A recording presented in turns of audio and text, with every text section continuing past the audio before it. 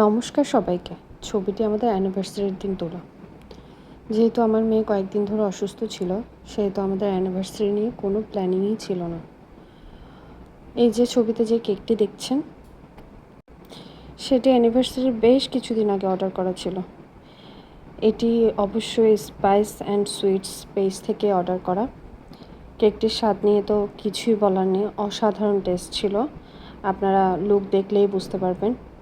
কেকটির উপরে যে লাভগুলো বসানো ছিল, ওগুলোর টেস্ট ছিল মারাত্মক ভালো। আপনারা চাইলে অর্ডার করে খেতে পারেন স্পাইস অ্যান্ড সুইটস থেকে। এই সুন্দর কেকটি আমাদের সেই দিনটিকে অনেক সুন্দর করে তুলেছিল। কেকটির লুকটা দেখুন একবার আপনারা, এত সুন্দর হয়েছে। আমার জন্য স্পেশালি আপু এটা বানিয়েছে।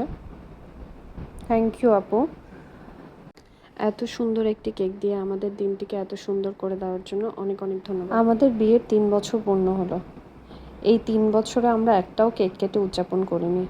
এই প্রথম আমরা কেক কেটে উদযাপন করেছি, আর কোনো কিছুই সেলিব্রেট করার ছিল না।